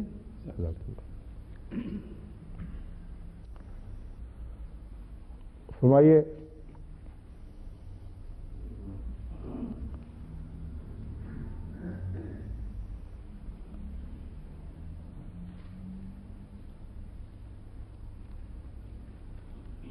السلام علیکم ورحمۃ اللہ وعلیکم السلام ورحمۃ اللہ وبرکاتہ. حضور میرا سوال مباحلے کے آپ بارے سیفی صاحب کے چھوٹے بھائی ہیں کہ بڑے بھائی ہیں؟ میں چھوٹا ہوں سر. کتنے چھوٹے ہیں ان سے؟ 2 بہنیں بیچ میں ہیں. اچھا. جی. سب سے بڑے سیفی صاحب ہیں سب اولاد میں؟ سب سے بڑے میری بہن تھی وہ وسیم سیفی صاحب سے بڑی ایک ہمشیرہ تھیں. جی. اچھا. وہ فوت ہو گئی؟ جی وہ فوت. کب؟ وہ سر پارٹیشن سے پہلے. اچھا اچھا. ہاں جی پارٹیشن سے پہلے. اور آپ کے ابا جان تو جامعہ احمدیہ میں ہمیں پڑھاتے رہے ہیں. مجھے تو نہیں پڑھاتے تھے مگر ہمارے دیکھتے میں اور لوگوں کو پڑھایا کرتے تھے. جی ریٹائرمنٹ کے بعد 35 اور سال. بڑی اچھی صحت تھی. جی. سیفی صاحب بھی اور وہ بھی بھائی بھائی لگا کرتے تھے. جی. ہاں جی.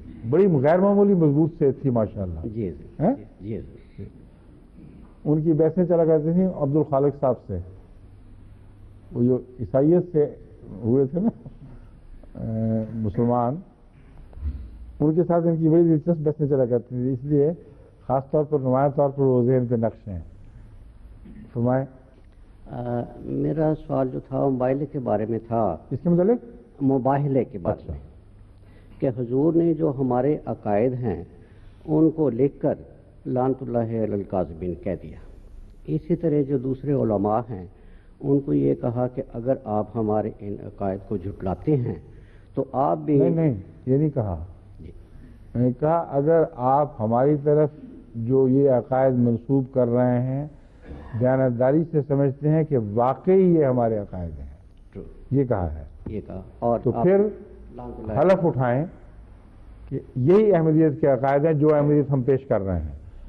اور لعنت اللہ علی الکاذبین اگر ہم جھوٹے ہوں احمدیت کی تصویر کھینچنے میں تو اللہ کی لعنت پڑے. اب یہ جو مولوی صاحبان ہیں یہ اکثر یہ کہتے ہیں حضور کے بارے میں کہ حضور فلاں جگہ تشریف لائیں، فلاں جگہ آ جائیں، فلاں جگہ آ جائیں. میرا تو ذاتی طور پہ حضور اتنا زیادہ مطالعہ کلام پاک کے بارے میں یا حدیث کے بارے میں نہیں ہے، لیکن جہاں تک بادی نظر میں نے کلام پاک پر نظر ڈالی ہے 2-3 جگہ میں نے دیکھا ہے کہ موبائل کے بارے میں ذکر ہے. ایک جگہ جہاں یہ ہے سورہ آل عمران آیت 62 جس کا ترجمہ کچھ یوں ہے: اب جو شخص تیرے علم الہی کے آ چکنے کے بعد تجھ سے اس کے متعلق بحث کرے تو تو اسے کہہ دے کہ ہم بیٹوں کو بلائیں اور تم اپنے بیٹوں کو، اور ہم اپنی عورتوں کو اور تم اپنی عورتوں کو، اور ہم اپنے نفوس کو اور تم اپنے نفوس کو، پھر گڑ گڑا کر دعا کریں اور جھوٹوں پر اللہ تعالیٰ کی لعنت ہو. یہ کس موقع کی آیت ہے پتہ ہے آپ کو؟ جی حضور نہیں، مجھے اتنا علم نہیں. یہ نجران کے عیسائی جی حضور جو وفد کی صورت میں رسول اللہ صلی اللہ علیہ وسلم کی خدمت میں حاضر ہوئے اور کافی بحث مباحثے کے بعد جب آن حضرت صلی اللہ علیہ وآلہ وسلم نے دلائل سے ان پر ثابت کر دیا کہ تمہارے عقیدے غلط ہیں اور وہ پھر بھی ضد پر قائم رہے تو ان کو مخاطب فرمایا گیا ہے. اب کیا اس آیت کا آپ یہ مطلب لیتے ہیں کہ رسول اللہ صلی اللہ علیہ وسلم یہ فرما رہے تھے کہ تم اپنے ہاں بلا لو سارے اپنے بیٹوں اور بیٹیوں کو جو یہاں حاضر ہو جائیں؟ بعض روایتیں جو کہتی ہیں کہ حضور صلی اللہ علیہ وسلم جو وقت مقررہ ہوا تھا یا جو بھی اس کی صورت تھی سمجھا گیا تھا اس میں خود اپنے خاندان کے عورتوں وغیرہ کو لے کر اس طرف روانہ ہوئے. لیکن یہ قطعی بات ہے کہ انہوں نے مباہلہ قبول نہیں کیا تھا. اگر روانہ ہوئے تو اس عرصے میں وہ سارے مرد اور عورتیں بچے اکٹھے ہو گئے تھے؟ بتائیں. ہو سکتے تھے؟ بڑا مشکل ہے. پھر یہ ایک مانوی بات ہے. مانوی بات ہے. مطلب ہے اپنے ذہنوں میں ان سب کو شامل کر لو. جی ضرور. جو تمہاری آل اولاد تمہارا قبیلہ ہے ان سب کو اپنے ذہنوں میں شامل کر لو. وہ تمہارے ساتھ ہوں اور سب میرے ساتھ ہوں. اس کے سوا اس کا معنی ترجمہ ہو ہی نہیں سکتا. خلاف حقیقت بات ہے. وہ سارے برق تھے، ایک بھی ان میں عورت نہیں تھی، ایک بھی ان میں ان کے بچہ نہیں تھا شامل. پھر جس حدیث پہ آتا ہے کہ روانہ ہو گئے تو یہ شرط پورے ہوئے کیے بغیر کیسے روانہ ہو گئے؟ سمجھے ہیں پوائنٹ؟ جزاک اللہ. اسی لیے میں کہتا ہوں دوسرے یہ کہ اس موجودہ صورت میں جو سارا عالم مخاطب ہے، جو مسلمانوں کے علماء بستے ہیں ہر جگہ دنیا میں، ان سب کو میں نے چیلنج کیا ہے اور یہ باری باری بولتے ہیں. اب یہ 1000 دفعہ باری باری بولے اور مجھے بلائیں گا وہاں آ جاؤ وہاں آ جاؤ، تو یہ تو تمسخر ہے، یہ مباہلہ کیسے ہو جائے گا؟ پھر نمائندگی کا حق ان کو کیا ہے، یہ بھی پہلے ثابت ہونا ضروری ہے. کیونکہ نجران کا جو وفد تھا وہ چوٹی کے رہنما تھے وہاں کے، اور اس زمانے میں دستور تھا کہ جو وفد کسی علاقے سے آتا تھا اس کی سرداری مسلمہ تھی. چنانچہ وہ جو بات مانتے تھے تو پچھلے بھی مان لیا کرتے تھے.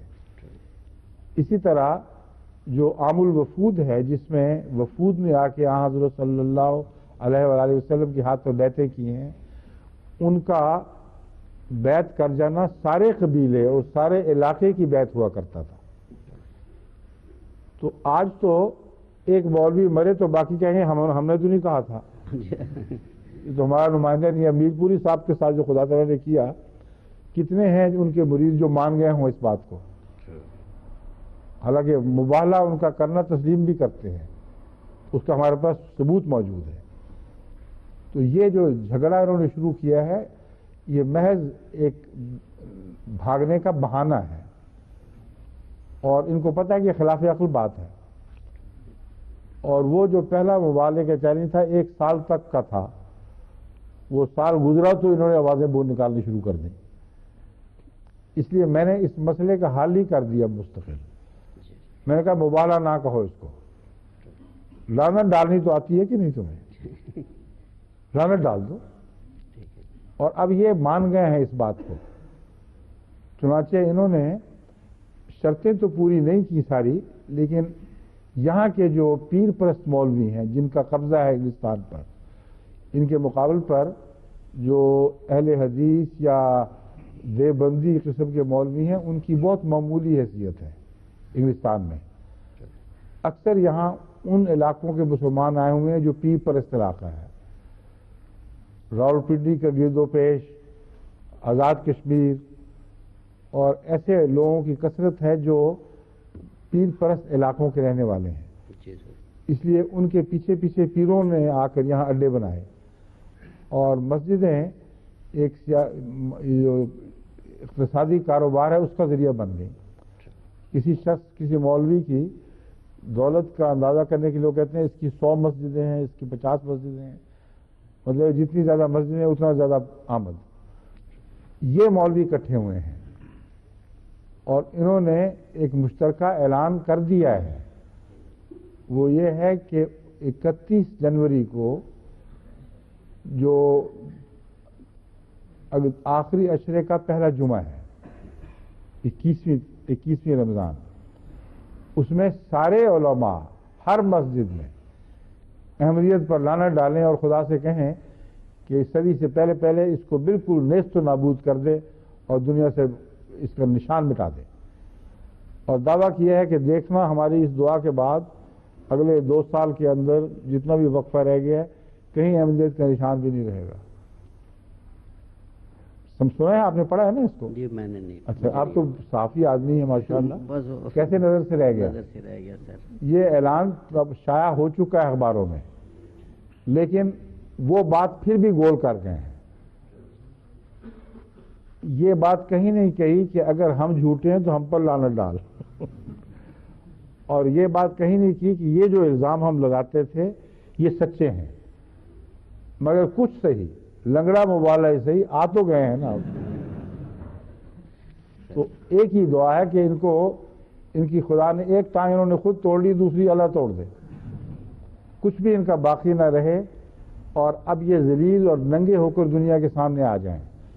یہ دعا کافی نہیں ہے اگر اس کے ساتھ نیک نتائج کی دعا نہ کی جائے، کیونکہ ان کے ذلیل اور رسوا ہونے میں ہمیں کیا فرق پڑے گا؟ یہ بار بار ہو چکے ہیں. پچھلے مباہلے کی دفعہ بھی ہوئے تھے، اور ایک دفعہ نہیں بار بار ہوتے ہیں. جھوٹ بولی جاتے ہیں کہ اب احمدیت مٹ گئی. پہلے یہاں اعلان نہیں ہوئے کہ ہم احمدیت کو افریقہ میں بھی تالے لگوائے ہیں اور ہر جگہ سے مٹ گئی ہے، جھوٹ بولی جاتے ہیں، حیا ہے ہی نہیں، تو ہم ان کو متہم کیسے کریں گے؟ اس لیے صرف جیتنے کی خواہش بیکار ہے۔